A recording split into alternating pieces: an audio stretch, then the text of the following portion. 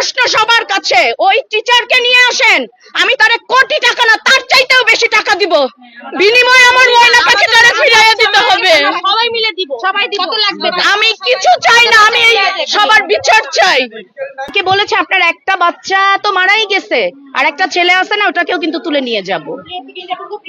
আমার হাজবেন্ড যখন গেট দিয়ে ঢুকতে চেয়েছিল, তখন একটা গেটের যে দারোয়ান, একটা দারোয়ানের এত সাহস কিভাবে হয় একটা বাবার গায়ে হাত দেওয়ার? সে ঢুকতে দিচ্ছে না তাকে, আমি ধাক্কা দিয়ে তাকে ঢুকে গেছি। কেন আমরা ঢুকবো না? স্কুল কি তার বাপের টাকায় করছে না আমাদের টাকায় করছে? হ্যাঁ, আমাদের অধিকার নাই? আমাদের তো যথেষ্ট পরিমাণ রাইট আছে। সে তো আমাদেরকে বলছে 12টায় আসার জন্য, তাহলে সে ফোনেই বলে দিত যে আপনাদের সাথে আমাদের কোনো কথা নাই, আমরা আসবো না। আমরা আসার পরে উনি বলতেছে মিডিয়ার লোক ঢুকতে দিবে না। উনি ভয় পাচ্ছে, কারণ ওনার ভিতরে তো অনেক সমস্যা আছে। আমাদের তো সমস্যা নাই, আমাদের সমস্যা নাই দেখেই তো আমরা আপনাদের নিয়ে ঢুকতে চাচ্ছিলাম। তারপরে তো আমরা আপনাদের নিয়ে ঢুকেছি, আমরা বসেছি, ওনাকে আমরা স্মারকলিপি জমা দিতে চেয়েছি, কিন্তু উনি আমাদের সামনে আসে নাই।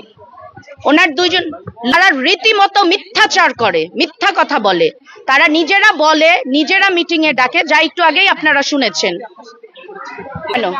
আমাদেরকে উনি যেদিন মিটিং এ ডেকেছে, সেদিন বলেছে আপনাদের যেসব বাচ্চা আছে তাদেরকে আমরা প্লে থেকে ইন্টার পর্যন্ত প্রয়োজনে ফ্রি পড়াবো। ভাই, আমরা তো ভিক্ষুক না যে আমাদের ফ্রি পড়াতে হবে।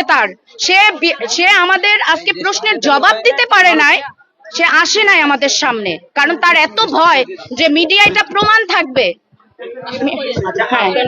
জিয়াউল করিম স্যার, যে নুরুন নবী স্যারের মেয়ের জামাই, যে ওনার সাথে আমরা কথা বলে 12টার অ্যাপার্টমেন্ট নিয়েছিলাম, যে স্যারের সাথে আমরা দেখা করতে চাই, কথা বলতে চাই, আমরা স্মারকলিপি জমা দেব। হ্যাঁ, তো আমরা যে স্যারের সাথে কথা বলতে চাই, স্যার আমাদেরকে 12টায় টাইম দিয়েছে।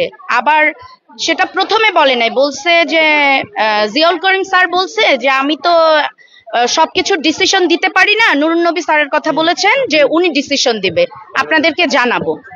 আমরা আবার যখন ফোন দিয়েছি, উনি বলেছে ঠিক আছে, আপনাদের সাথে স্যার দেখা করতে চায়। 12টায় সে টাইম দিয়েছে, কিন্তু 12টায় যে টাইম দিয়েছে, আমরা 12টায় আসার পরে স্যার মিডিয়ার লোক ঢুকতে দিচ্ছিল না। আমরা মিডিয়া ছাড়া ভাই ঢুকবো না, কারণ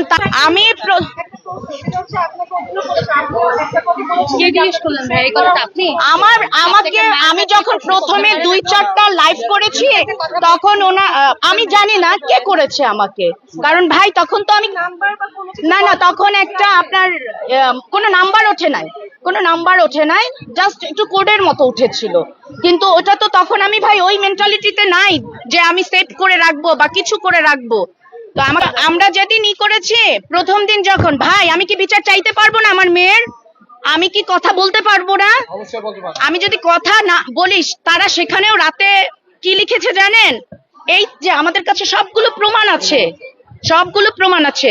প্রকৃত শোকের কান্না এত গুছিয়ে হয় না, অযৌক্তিক কথায় এত ইমোশন আসে কিভাবে?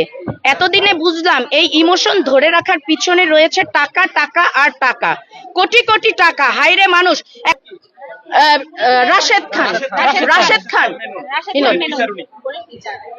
এমনকি আরো এরকম অনেক এভিডেন্স আছে আমাদের কাছে। পরের দিন সকালে সে কি করেছে, সবগুলো ডিলিট করে দিয়েছে। কেন? তাদের এত কিসের ভয়? আমরা তো ভয় পাই না, আমরা তো ওপেনলি কথা বলি আপনাদের সাথে। আজকে আপনাদেরকে ঢুকতে দেয় না, আমরা আপনাদের নিয়ে ঢুকেছি। তারপরে কি হয়েছে আপনারা নিজেরাই তো দেখলেন যে তারা কি করতে পারে। আমরা বিচার চাই, আমরা সুষ্ঠু তদন্তের মাধ্যমে আমরা বিচার চাই। এটা সুষ্ঠু তদন্ত হোক। আর যেসব টিচাররা আমাদের বিরুদ্ধে অপপ্রচার চালাচ্ছে, তাদেরকে এই যে ছবিটা নিয়ে নেন আপনারা। আমার নাম হচ্ছে উম্মে তামিমা আক্তার, আমি মারিয়াম উম্মে আফিয়ার আম্মু। ঠিক আছে।